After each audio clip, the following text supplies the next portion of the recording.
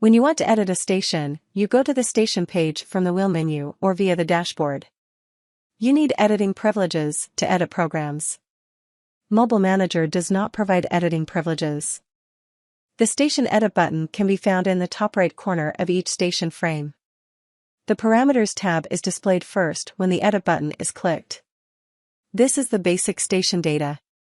You don't need to set up any of this in order for the controller to irrigate.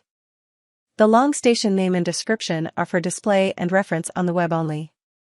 The controller displays the stations as ST1, ST2, etc. The expected flow can be entered manually with data from the sprinkler's data sheet. The controller also has the ability to learn actual flow.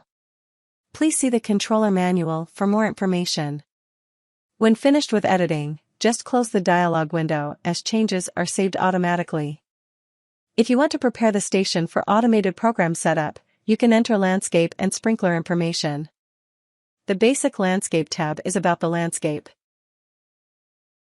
Define the plant type. Define the soil type. Define the slope. These parameters determine the requirements for water in terms of amount and how often. The sprinkler tab is about the sprinkler data. Define the sprinkler type. Define the efficiency. The precipitation rate is fixed for the given sprinkler. If you are not satisfied with the predefined sprinklers, then choose Custom. The sprinkler precipitation rate and efficiency is used to calculate the actual runtime based upon the water need determined by the landscape parameters. In the Custom Precipitation Calculator, you define the flow rate, head and row spacing,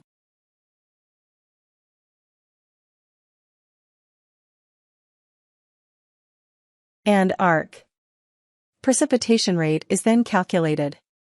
Use the transfer button to copy it to the precipitation rate field used by the system. Alternatively, enter the precipitation rate directly. Close the dialog window when finished.